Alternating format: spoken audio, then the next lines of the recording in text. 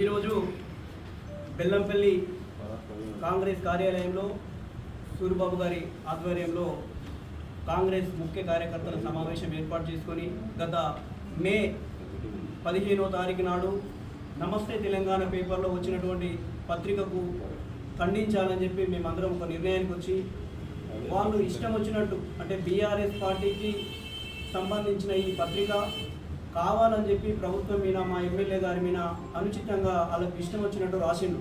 దీంట్లో ఏది కూడా నిజం లేదు. కావాలని చెప్పి ఎమ్మెల్యే గారి మీద బురద జల్లాలని చెప్పి రాసింది తప్ప ఉద్దేశపూర్వకంగా రాసింది తప్ప దీంట్లో ఏది మాత్రం నిజం లేదు. ఇలా రాసిన దాంట్లో ఓటు హక్కు వినియోగించుకొని ఎమ్మెల్యే అని రాశారు.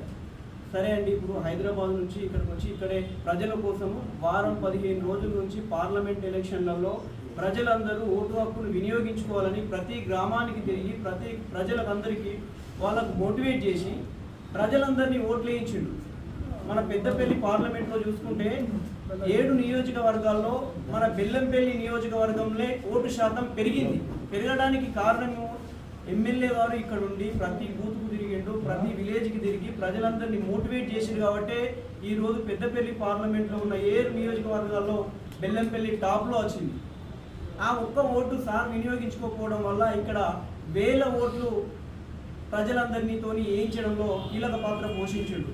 అది అర్థం చేసుకోకుండా ఎమ్మెల్యే గారు ఒకరు ఓటు వేయలేదంటే ఆయన ఓటు వేయకపోవడం వల్ల ఇక్కడ 10-15 వేల ఓట్లు ఆయన ఇన్స్పైర్ చేసి వేయించిండని చెప్పి ఈ సందర్భంగా తెలియజేస్తూ, అదేవిధంగా ఇది ముగ్గు పోస్తాడు, ప్లాట్ కొని ఇక్కడ వెంటనే ముగ్గు పోస్తాడు అన్నాడు. ఇల్లు కట్టాలంటే అంత తొందరగా అవుతుంది. ప్లాట్ కొట్టాడు, చూస్తుండు, ఆల్రెడీ ప్లాట్ చూసిండు, ప్లాట్ కొన్నాడు, అడ్వాన్స్ కూడా పెట్టిండు, అతి త్వరలోనే ముగ్గు పోస్తాడు. మీరు ఏది తెలియకుండా అంటే ప్లాట్ ఉన్నది, ప్లాట్ చూసిందంతా పత్రికాముఖంగా ప్రజలందరికీ చెప్పాలా అండి? ఈ తెలంగాణ పత్రికకు చెప్పాలా? అట్లా ప్లాట్ కొంటుండు, ఖచ్చితంగా అతి త్వరలోనే ముగ్గు పోసి ఇల్లు కడతాడు, ఖచ్చితంగా సంవత్సరంలోపు ఇల్లు కట్టి ఖచ్చితంగా ఇక్కడే ఉంటాడు. అదంతా తెలుసుకోకుండా మీకు ఇష్టం వచ్చినట్టు రాస్తే మాత్రము కాంగ్రెస్ నాయకులు కార్యకర్తలు ఎవరు కూడా ఇక్కడ ఊరుకోవడానికి సిద్ధంగా లేరు. నమస్తే తెలంగాణ పార్టీని కావచ్చు, ఆ సిబ్బందిని కావచ్చు, మేము ఒకటే క్వశ్చన్ చేస్తున్నాం. మీరు నిజాలు తెలియకుండా ఇంకొకసారి ఎమ్మెల్యే గారి పైన నమస్తే తెలంగాణ కావచ్చు, ఇంకే బీఆర్ఎస్కి సంబంధించి కావచ్చు, బీజేపీకి సంబంధించిన ఎటువంటి పత్రికలైనా ఇంకొకసారి మా ఎమ్మెల్యే గారి పైన కావచ్చు, మా ప్రభుత్వం మీద కావచ్చు ఎటువంటి అంటే దురుద్దేశంతో రాస్తే మాత్రం కాంగ్రెస్ పార్టీ నాయకులు కార్యకర్తలు ఊరుకోరని చెప్పి బెల్లంపల్లి నియోజకవర్గం తరఫున మేము ఖండిస్తున్నాం. వెంటనే నమస్తే తెలంగాణ పత్రిక సిబ్బంది ఈ ఏదైతే మీరు రాసిండో దాన్ని వెంటనే వెనక్కి తీసుకోవాలని చెప్పి వెనక్కి తీసుకొని బేరాషద్దుగా తప్పకుండా సారీ చెప్పాలని చెప్పి ఈ సందర్భంగా తెలియజేస్తూ గడ్డం వినోద్ గారి నాయకత్వం వర్ధిల్లాలని చెప్పి మనస్ఫూర్తిగా తెలియజేస్తున్నారు. ఈ యొక్క ప్రెస్ మీట్ పెట్టడానికి కారణం, మొన్న నమస్తే తెలంగాణలో మా గౌరవ శాసనసభ్యులు గడ్డం వినోద్ గారి పైన ఈ నమస్తే తెలంగాణ పేపర్లో అనుచిత వ్యాఖ్యలు చేశారు. ఇది సరైనది కాదు. ఆయన లోకల్లో ఉండడని చెప్పనేసి, లేకుంటే హైదరాబాద్కి వెళ్ళినా దొరకడని చెప్పనేసి, మరి లోకల్లో ఉండడని చెప్పనేసి వాళ్ళు చెప్పడానికి అంటే 24 గంటలు లేకపోతే సంవత్సరంలో అన్ని రోజులు ఇక్కడే ఉండాలని మనం ఉందా? ఏ ఎలక్షన్లో కానీ ఎవరు కానీ ఎమ్మెల్యే గెలిచిన తర్వాత ఇక్కడికి బెల్లంపల్లి డెవలప్మెంట్ చేయడానికి ఏం కార్యక్రమం చేసుకుంటాడు, ఏ కార్యక్రమం చేయాలనే ఆలోచనతోటి ఆయన హైదరాబాద్లో ఉంటూ ఫండ్స్ విషయంలో ముఖ్యమంత్రి గారిని కానీ, డిప్యూటీ సీఎం గారిని కానీ, లేకపోతే మంత్రులు కన్సర్న్ మినిస్టర్స్ కానీ కలిసి ఆ డెవలప్మెంట్ విషయంలో మాట్లాడడానికి హైదరాబాద్లో ఉంటుంది తప్ప ఇక్కడ ఉన్నటువంటి ఇంతకుముందు ఉన్నటువంటి ఎమ్మెల్యేలు పొడిచిండ్రు, ఎమ్మెల్యేలు చేసిండ్రు, ఇప్పుడు ఈయన చేతలేడని చెప్పాలి మాట్లాడడం సరైనది కాదు. నేను కూడా చెప్తుంది, నమస్తే తెలంగాణ పేపర్ అది ఒక టీఆర్ఎస్ ప్రభుత్వానికి కరపత్రం మరి. నేను చెప్తున్నా, మీ పేపర్ మీదే నమస్తే తెలంగాణ. నేను ఒకటే కొడుతున్నా, దయచేసి దండం పెట్టి ప్రెస్లో కూడా కొడుతున్నా, మీరు ఇలా రాసేయాన్ని ఎవరితో జరుగుతున్నాయి అనేది కూడా రాయండి. ఇది వీటిలో మీరు రాసిండ్రు, అక్కడ భీమిన్లో కన్నెపల్లిలో అక్కడ అది మన నకిలీ విత్తనాలు తీసుకొస్తున్నారు, నకిలీ విత్తనాలు చేస్తున్నారు. అది అంతకుముందే వచ్చి పేపర్లో లాస్ట్ ఇయర్ అరెస్ట్ చేసి పట్టుకున్న తర్వాత ఆ గవర్నమెంట్ వాళ్ళదే కాబట్టి వదిలేసుకున్నారు. ఈసారి ఎవరైనా పట్టేయండి, అరెస్ట్ చేయండి. దాంట్లో మా ఎమ్మెల్యే గారు సపోర్ట్ చేసినట్టు ఎదురు చూపించండి. మా ఎమ్మెల్యే గారు సపోర్ట్ చేస్తున్నాడు, లేదు పోలీసులు ప్రెషర్ ఇస్తుండ్రు, గవర్నమెంట్ ఉపయోగించుకొని ఈ రకంగా చెప్తుందని చెప్పండి. అది అటువంటిది లేదు, ఏం లేదు. కేవలం బుద్ధ చల్లడానికి మీకేం సంబంధం?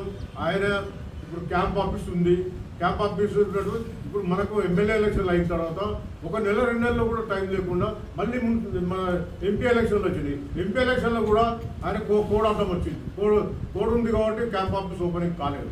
అదేవిధంగా ఇప్పుడు లోకల్గా ఉండి వస్తున్నాడు. మొన్న ఎంపీ ఎలక్షన్లో హైదరాబాద్లో అతని ఓటున్నా కూడా అక్కడికి పోకుండా ఇక్కడ కార్యకర్తలు ఎక్కడ నారాజు అవుతారు, ఎక్కడ ఇదవుతారని అన్ని బూతులు తిప్పుకుంటూ ప్రతి బూత్లో కూడా కార్యకర్తలు అక్కడ ఉన్నటువంటి పోలింగ్ ఏజెంట్లను వాళ్ళని కలుస్తూ మీరు ఆధారపడకండి, కష్టపడి పనిచేయండి అని చెప్పి ధైర్యాన్ని ఇచ్చినటువంటి ఎమ్మెల్యే. కానీ లేకపోతే ఏదో అక్కడ ఓటు వేయకుండా ఇక్కడ ఒట్టిగుండి హైదరాబాద్ నుండి ఓటు వేయకపోతే మీరు చెప్పింది ఒప్పుకోవచ్చు. ఆయన ఉన్నది బెల్లంపల్లి కాన్స్టిట్యూషన్ మొత్తం తిరుక్కుంటూ ఇక్కడ ఉన్న ప్రజల కోసం ప్రజల ఓట్లు వేస్తున్నారు లేదనే విషయం తెలుసుకోవడానికి ఆయన తిరిగిండే తప్ప ఇక్కడ ఏదో ఓటు వేయకుండా పోయాడని చెప్పనేసి, లేకపోతే ప్రజాస్వామ్యం అంటే గౌరవం లేదు. ప్రజాస్వామ్యం గౌరవం ఉన్నదో లేదో ప్రజలు చెప్తారు.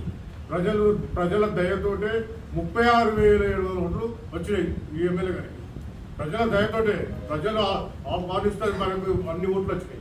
కానీ ఇవాళ వీళ్ళు ప్రజల గౌరవం లేదు, వీళ్ళ గౌరవం, వీళ్ళే చెప్పడానికి వీళ్ళకే సంబంధం. వీళ్ళకి ఏదైనా చెప్పదలుచుకుంటే మీరు చెప్పండి, కంప్లైంట్ చేయమని చెప్పండి. సీఎం గారికి కంప్లైంట్ చేయమండి, లేకపోతే డిప్యూటీ సీఎం గారికి కంప్లైంట్ చేయమని. ప్రజలకు దండం పెడతాం. వాళ్ళకు ప్రజలు మా పక్షాలు ఉన్నారు. ప్రజలు మా మీద దయదలిచి కాంగ్రెస్ పార్టీకి ఓటు ఇచ్చారు, కాంగ్రెస్ పార్టీని గెలిపించారు ప్రజలు. వినోద్ గారిని కానీ ఇక్కడ ఉన్నటువంటి ఈ మంచిర్యాల కాన్స్టిట్యూన్సీలో 3 కాంగ్రెస్ పార్టీ గెలిచింది. మరి టీఆర్ఎస్ గవర్నమెంట్ మీరు ఏం చేసిండ్రు? మీరు ఎందుకు గెలవలేదు?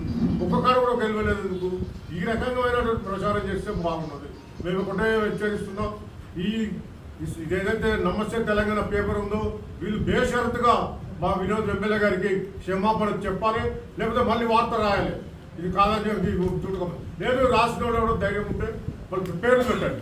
ఎవరు చేస్తున్న పేర్లు పెట్టండి. మీకు ధైర్యం దమ్ము ఉంటే పేర్లు పెట్టండి, బయట పెట్టండి. అంతే తప్ప కానీ అనవసరమైన ఆరోపణలు, అనవసరమైన మాటలు మాట్లాడితే చూస్తూ ఈ బెల్లంపల్లి కాంగ్రెస్ పార్టీ నుండి కాంగ్రెస్ పార్టీ నాయకులుగా మేము కూడా సమస్య లేదు.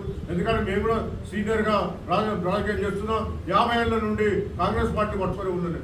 కానీ ఇటువంటి తప్పుడు వార్తలు, తప్పుడు మాటలు మాట్లాడడం సరైనది కాదు. మీకు ప్రత్యేకంగా విధానం ఉంటే మాట్లాడండి, డిస్కస్ చేయండి, రండి, కూర్చుందాం, మాట్లాడదాం. మరి జరుగుతుంది, ఇట్లా అవుతుంది. ఇప్పుడు నినాదం గెలిచి ఒక 6 నెలలు కూడా కాలేదు, మీరు ఇప్పుడే ఈ రకంగా ప్రచారం చేయడం సరైనది కాదు. 10 ఏళ్ల క్రితం గెలిచినటువంటి ఎమ్మెల్యే ఏం చేసిండు? ఎమ్మెల్యే లెక్క డైరీ ఫామ్లు పెట్టమంటారా? లేకపోతే ఎమ్మెల్యే లెక్క క్యాంపులు పెట్టమంటారా? ఎమ్మెల్యే లెక్క ఇది చేయమంటారా? ప్రజలకు అవసరం ఉన్నది ఏంటిది? ఈ బెల్లంపల్లి ప్రజలకు ఏదైతే బాగుంటుంది, బెల్లంపల్లి ప్రజల కోసం ఆలోచించి బెల్లంపల్లి ప్రజల కోసం పనిచేస్తున్నటువంటి ఎమ్మెల్యే మీద ఇటువంటి అనవసరమైన మాటలు మాట్లాడితే ఈ నమస్తే తెలంగాణ పేపర్ను బెల్లంపల్లిలో పంచకుండా బెల్లంపల్లి తిరగకుండా చేస్తామని చెప్పని ఈ వార్తలు రాయించిన వాళ్ళు కానీ, రాసిన వాళ్ళు కానీ, రేపు చెప్పిన వాళ్ళు కానీ దమ్ముంటే రమ్మని చెప్పాను. కూర్చొని మాట్లాడదాం, ఇవి సరైనది కాదని చెప్పి నేను కాంగ్రెస్ పార్టీ నుండి మా కాంగ్రెస్ పార్టీ కార్యకర్తల అందరి తరఫున హెచ్చరిస్తున్నాను. బెల్లంపల్లి శాసనసభ్యులు గడ్డం వినోద్ గారి పైన వచ్చినటువంటి ప్రకటనని మేము దళిత సామాజిక వర్గం నుంచి ఖండిస్తున్నాం. గడ్డం వినోద్ గారు గతంలో మంత్రిగా పనిచేసినటువంటి విషయాన్ని ప్రజలు గమనించాలి. అలాంటి వ్యక్తి మనకు బెల్లంపల్లిగా ఎమ్మెల్యేగా 36,000 మెజార్టీ ఇచ్చి ప్రజలు గెలిపించారు.